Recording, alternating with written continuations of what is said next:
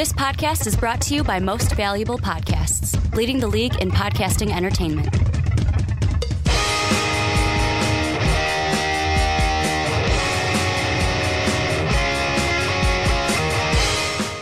What's up? Real MVPs, Ricky Widmer here, along with not the Mark Weber this week. I am here with the one, the only, Brandon Swanson. Dub them E's. And we're dubbing them E's this week because this is not the Primetime Podcast, Brandon. This is the Onside Kick. And if you are listening to my beautiful voice right now, you're thinking to yourself, Ricky, there are two things wrong right now. The first one is I can't see you or Mark, and the second thing is, where is Mark? Mark is not here for a second week. You promised me Mark last week. Well, I didn't promise you Mark. I don't think I did. If I did, I'm sorry.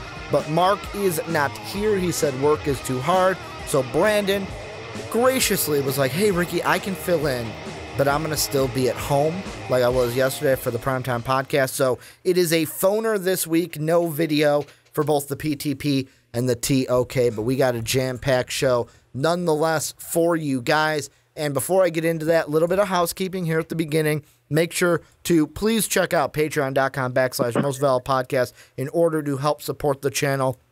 We're going to be having Pat, Matt, Z, Jake on some future podcasts again because we missed the patrons in September. We got to catch up with that in October and November. If you want to make sure to be like a patron and be on a podcast, check it out down below in the description. You can also support MVP by getting yourself an MVP t-shirt. That is also in the description, or you can see it at mostvaluablepodcasts.com where you can catch MVP each and every day.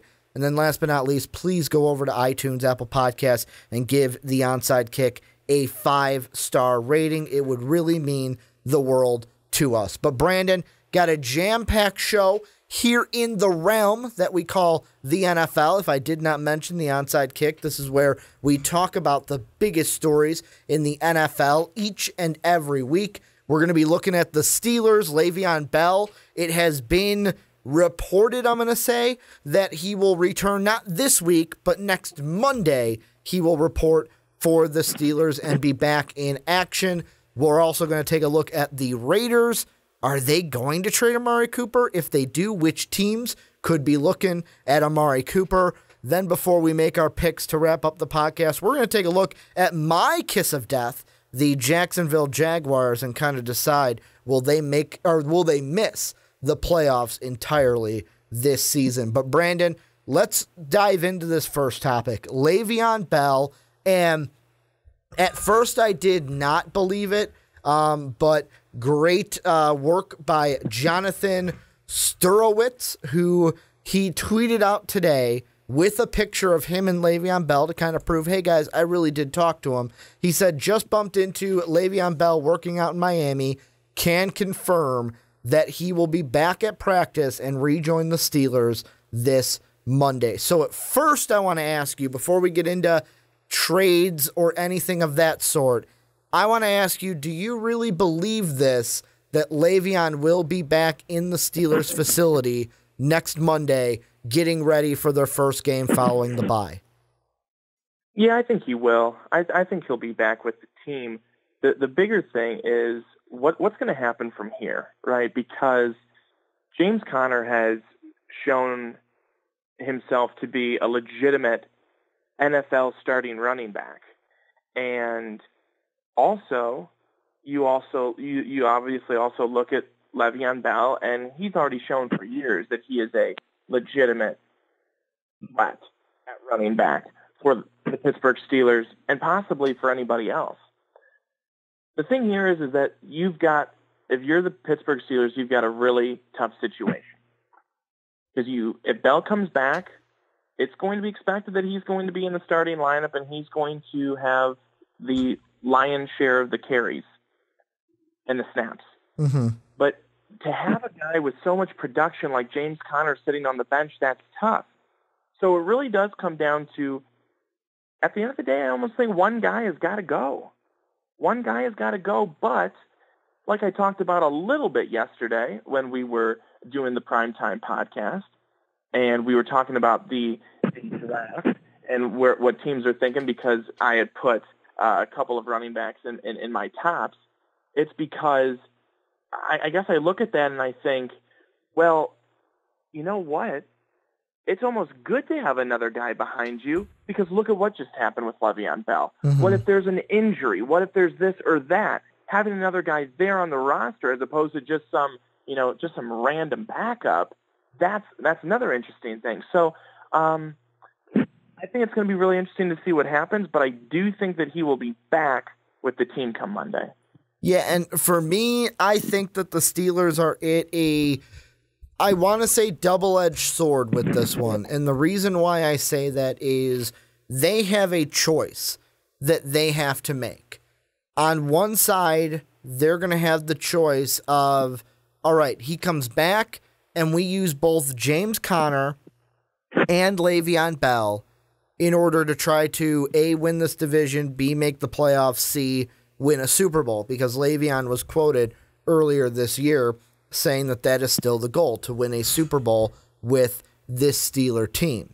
And then on the other side, you have the other option of trading him. And the reason why I say the other side of trading him, because I forgot to mention, if you do keep him this year and use him to try to win a Super Bowl, it is most certainly, and this is my opinion, I don't know Le'Veon Bell, I'm not inside Le'Veon Bell's head, but I would put it at a 99.99999 repeating chance that Le'Veon Bell will be on a different team next year if the Steelers don't trade him this year. That is option one. Keep him, hope you win this year, he walks, or trade him now and get something for him. And the reason why I'm not sure exactly what the Steelers should do, I know I'm leaning one way more than another, but the reason why I'm not sure what the Steelers should do is because of James Conner. Overall, has he had a really good year? Yes. 7 touchdowns so far through the first, 1, 2, 3, 4, 5, 6. So he's averaging more than a touchdown a game. He's already at 453 yards on the year. However, there have only been 3 games that James Conner has basically lit it up, where game 1 against Cleveland, his coming out party, he had 135 yards, yes, on 31 carries, but got into the end zone twice as well. Then he had 3 games that were kind of pedestrian, where, yes, against the Ravens and the Chiefs, they only used him 8 or 9 times, and he got about 17 to 19 yards. Yes, against KC, he did get into the end zone. And then against Tampa on 15 carries, only 61 yards. Whereas the last 2, we've seen 100-yard performances around 110, 111 for him. And he's had a pair of touchdowns in each game. So, my question, and this kind of influences which one you go with, and I'll ask you, Brandon, do you think that James Conner, these last 2 games are going to be a trend that he's going to continue what he's done? Or do you think there's a chance that there could be a stretch of 2-3 games during a year where he could go back to that KC through Baltimore time where it's he's going to be sub 5 or sub 100 in the game. He might get a touchdown. He might not. What do you think is going to happen with James Conner moving forward with his production after the bye? I think James Conner is a good NFL running back. I do. And I think he's proven that he can be a starting running back. But I think a lot of the times for James Conner, it's been kind of the game script for him and where the Steelers are in that game. For Baltimore, obviously the game script was they were going to have to throw a whole lot more and to try and get back into that game. With Kansas City, they were having to throw a whole lot. And it was a whole lot more of Big Ben being the kind of the focal point in that one and not necessarily the running back or the running game, whoever it was in that one. You probably see LeVeon Bell be a little bit more involved there just because of how good of a pass-catching running back he is. I don't think that we're going to see James Conner be this guy who lights it up every single week. I don't think that's going to happen, but I do think that he he's a guy who could turn in a number of 100-yard performances with a touchdown or a couple of touchdowns a couple of times a year. I think definitely he could do that. He's good enough. He's shown it. He's shown that he can. Now, some of them are coming against, not great defenses, but I think James Conner's a good running back. He has shown that he's a really good complement. What will most likely now be if LeVeon does come back and he's into the starting lineup, what will be a good complement to LeVeon Bell. But I just think that he's good enough where he could be starting somewhere else, or he could be starting with Pittsburgh. And that's where I kind of go to agree with you on your point of if LeVeon Bell does come back, he does report, and he goes through the rest of the season, he's not going to be with Pittsburgh next season. I don't see how that's going to happen. I think that there's a lot of hurt feelings, I think, in that locker room with him. I think that there's a number of guys who feel betrayed. And, now they're adults. You like to think that they could put that aside, and they're looking forward to trying to win a Super Bowl, which is something that they still can do, especially with their win this past weekend against Cincinnati. I mean, that certainly keeps them alive in the division.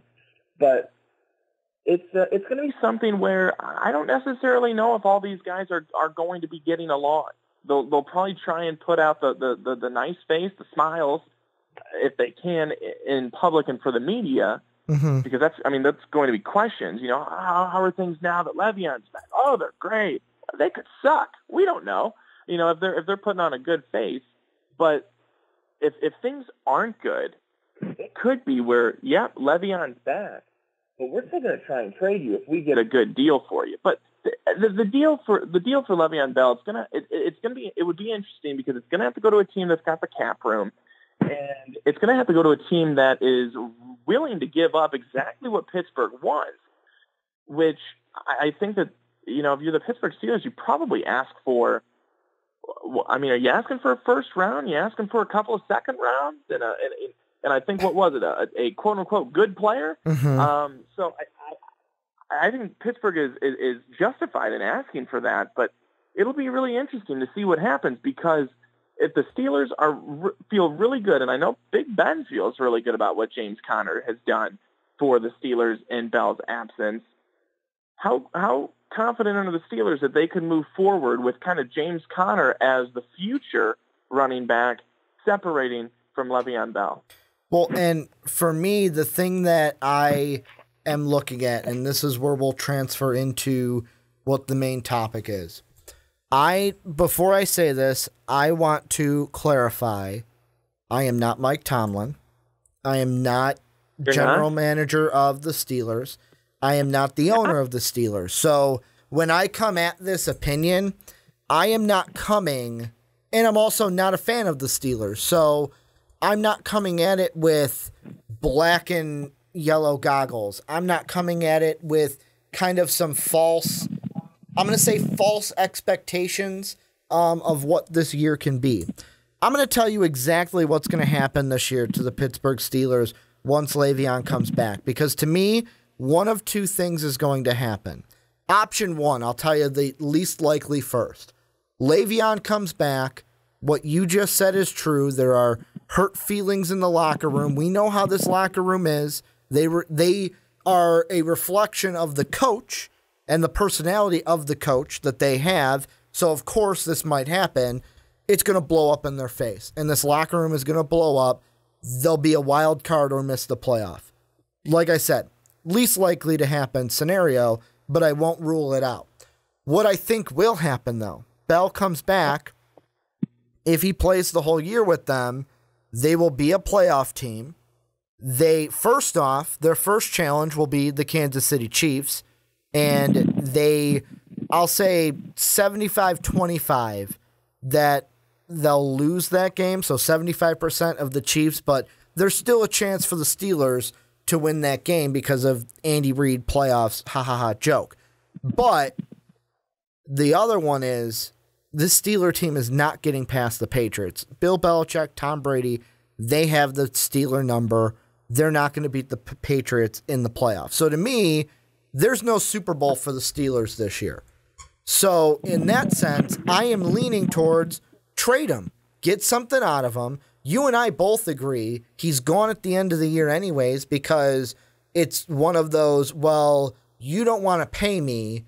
You don't, I would feel like, you don't respect me and don't want to pay me what I'm worth. B, do you even care about, like, I'll boil it down to what you said, hurt feelings. So if I was the Steelers, I'd be trying to work out a trade. I'd be trying to get what I can for LeVeon so that I am not losing out on LeVeon and not getting anything back for him in return because I know he's going to walk in the preseason. And I'm going to throw out the one team that if they have not been on the phone with the Steelers, they should be on the phone with the Steelers from now until the trade deadline to get a deal done. I'm going to throw this team at you to see what you think. The Philadelphia Eagles should be on the phone with the Steelers trying really hard to get LeVeon Bell on their team. I think you're right. I think that the Eagles would be silly if they're not. I mean, if they were, and I don't think that this was ever confirmed, but if they were even kicking the tires on LeSean McCoy, they should certainly be kicking the tires on LeVeon Bell. I mean, LeSean McCoy is a guy who's, towards the end of his career, while LeVeon Bell seems to be, right in the midst of his, and a guy who still has plenty in the tank. I mean, he still hasn't even gotten that long, lucrative contract, which is why we're at this situation that we are today. Mm-hmm. The Eagles would be silly not to. They had a big win against the Giants. I think the Eagles now feel, maybe they never didn't feel this way, but they certainly now feel like they have a very good opportunity in the East. They saw Washington win over the Carolina Panthers, but they also saw Washington lose to the Saints. That Washington can be beat. They've won a couple of big games, but they can compete with the Redskins. It's all going to be when Washington matches up with them. But the guy that would really help would be LeVeon Bell, Corey Clement, and Wendell Smallwood, and Darren Sproles when he comes back. It's a dynamic group with everything that they bring, but it's not LeVeon Bell. The three of them combined is not even close to LeVeon Bell, and they want to go back to another Super Bowl. Does Philly, and they've gotten a lot of flack. I mean, this is Philadelphia. The fans, they love you for a minute, and then you do something wrong, and they've all of a sudden hated you. So they want to try and do everything they can to get back there and get back to that point. And getting LeVeon Bell would certainly help, and it would make their run for the rest of the season to win the East and then get back to the playoffs and then potentially get back to the Super Bowl a whole lot more realistic than what it might be right now. Now, I'm going to throw this out at you, and I know Steeler fans, this probably won't land well with Steeler fans, but this is what I'm thinking. If the Eagles were to trade for LeVeon Bell, what about a package of, because like you said, the Steelers want first seconds, or like a not big name player, but a quality name player. What if they threw a package of Nick Foles and like draft picks, but the big pick either being a first round or a second round pick to the Steelers, and basically the Steelers saying like, hey, we'll take Nick Foles because what if, first off, they don't have, to me, a quality backup behind Big Ben, and we know he's had injury history, but two, every single year since like 2 years ago, we've been asking the same thing with Big Ben after he made the comments about maybe walking away of like, hey, you know what? I might retire after I might retire. I don't know if this will be my last year. So would that be a smart deal for the Steelers to trade LeVeon for basically Nick Foles and a couple draft picks? See, the thing with that is I don't think that does a whole lot for the Steelers? Pittsburgh Steelers in terms of the player. I don't think that doesn't do much Or for me, if I'm the Steelers, if I'm looking for a player, and right now for Pittsburgh, maybe, I'm just kind of spitballing a little bit with the Eagles, but maybe someone from that defense, because what's Pittsburgh kind of been lacking this year, and well, they've been lacking LeVeon Bell, but they've also been lacking, in my opinion, they've been lacking defense, and that has been something that's really hurt them. So I would be, if we're putting a hypothetical together, I'd be asking for somebody on that defense of Philadelphia, not necessarily that offense. I'd be looking for a good quality defensive guy in return. What position defensively? Do you have someone in mind? Is it like, are we talking like defensive line, linebacker, or secondary that you're looking to target if you're the Steelers? Well, I was going to say for the Steelers, I think that they could probably use some more pass rush and somebody in the secondary. There's just been a lot of big plays that have been given up against them, at least at this point in the season. I mean, I go and point back to that Tampa Bay game. It was just back and forth, back and forth, back and forth. We know Tampa Bay's defense isn't good.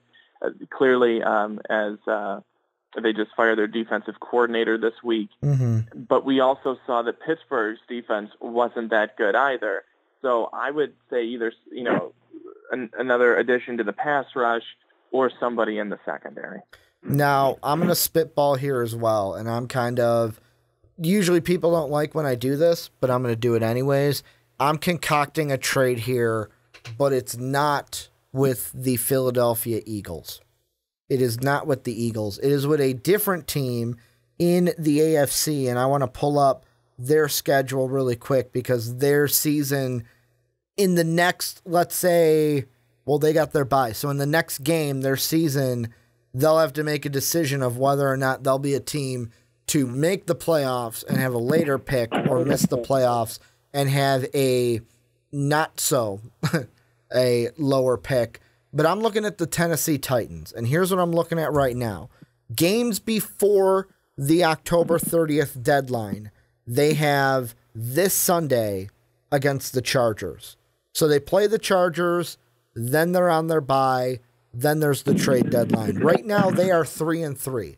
Let's say they beat the Chargers, hypothetically, and Houston beats Jacksonville. This could be a team going into their bye, then going into the trade, well, even after the trade deadline, they could be 4-3 at the top of the division, depending on what happens between Houston and Jacksonville this week. But then also Houston, if they win, they got to play Miami the next week. This could be a team that is at the top of the division having to make a choice. And in my mind, Dion Lewis has not been exactly what the Titans have wanted. And you would have to answer if you think that Derrick Henry is like, all right, he's going to be our main guy for the Titans. But I think they could make a trade where it's like, you mentioned pass rush or safety. I look at the Titans, and Titan fans may not like this, but what if it's a deal where they go, okay, our goal is to make the playoffs. With a guy like LeVeon in this offense, that would boost our chances of winning this AFC South that, surprisingly, after 6 games, 7 weeks of the season, is up for grabs. Like, we all expected, all right, Jacksonville will probably be a 1-loss, 2-loss team, most likely 1 loss. They're going to be the dominant team in this division, and this division has played suit to what it usually is. We're going to be a wide-open division. What about a trade of Logan Ryan and a first-round pick and then an additional pick, like late-round pick? So Steelers would get a first, a late round, and Logan Ryan, and the Titans would get probably like LeVeon in a 4th or even just LeVeon. What would you think of that deal if that went down before the trade deadline? Something like that, I think that would certainly make some sense. You look at the Tennessee Titans, they have the cap space. They would certainly be able to take on LeVeon Bell. They certainly need the running game. It has been It's been brutal. It's been brutal. Most things, when you say Tennessee's offense, have been brutal. There's not been much in terms of the passing game. There's been nothing on the ground. Marcus Mariota he's still not panning out here in the NFL. If you ask me, even if I'm still going to tell you, I don't think he has. Mm-hmm. At least to this point in his still young career, their offensive line is terrible. Mm-hmm. But at the same time, the Marcus Mariota, he's not doing enough to get rid of the football. I mean, you're sacked 11 times against the Ravens. Yes, they've got a good defense, but 11 times is a bit much. So yeah. I mean, I think that would make sense. But there's a lot more. Well, but the question I would ask is, does LeVeon Bell? Yes, he would be a great addition. Any team would love to have him. But does that put them over the hump to the point where we say, okay, well, they're clear favorites now? Mm-hmm. And if it doesn't, I don't want to say, is it still worth it?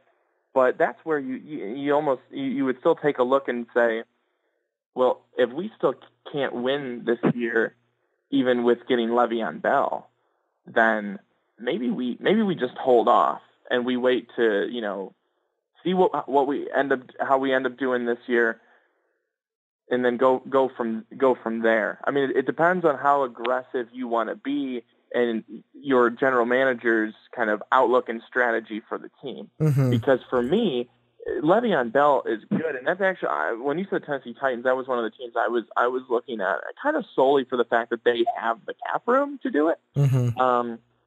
But is that going to put you over the top? I don't think it does. I don't think the Titans will end up winning this division, but it helps them, but I don't think it ends up putting them to the point where they end up winning this division and people go, wow, watch out for Tennessee now. They got LeVeon Bell. Well, and my final thought on this is very simple. The teams that I've heard that could be in the mix for LeVeon that makes sense to trade for him, there's about, 4 teams from the AFC, 1 from the NFC, the Dolphins, Jets, Titans, and Colts from the AFC, and the Eagles from the NFC. And here's just my simple thought about it. The Eagles make the most sense because out of these 5 teams, they have the best chance to make some noise in the playoffs and possibly get back to the Super Bowl with LeVeon Bell.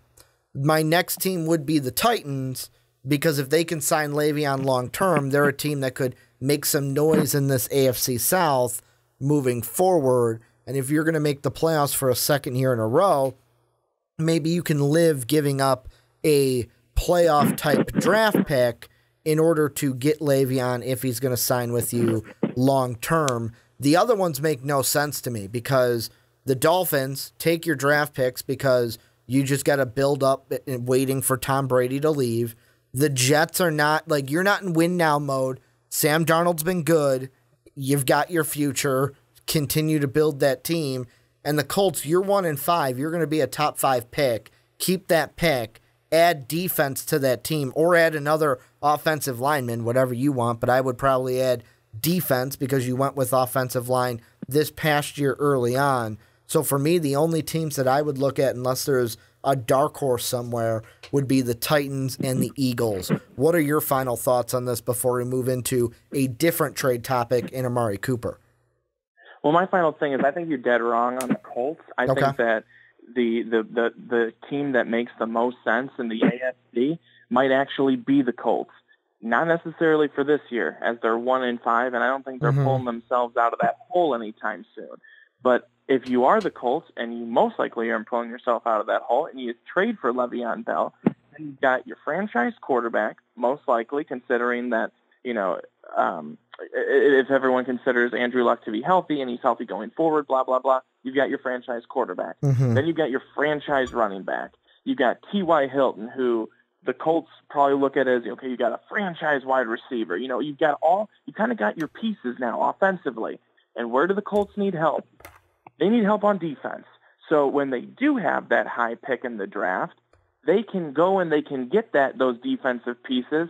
They could, get a piece on the offensive line. They would be in a really good position if they went and they got LeVeon Bell, because then the positions that so many teams struggle with, quarterback and running back, they would have locked up for a very long time. And the Colts, I think, could be getting back to the days of when they were winning a lot, like when they had Peyton Manning. The reason why I say they're on my last, though, is because in my mind, in order to get LeVeon, I feel like the Steelers would want their 2019 pick. So you would get LeVeon, but you wouldn't be able to add that defensive player or that tackle.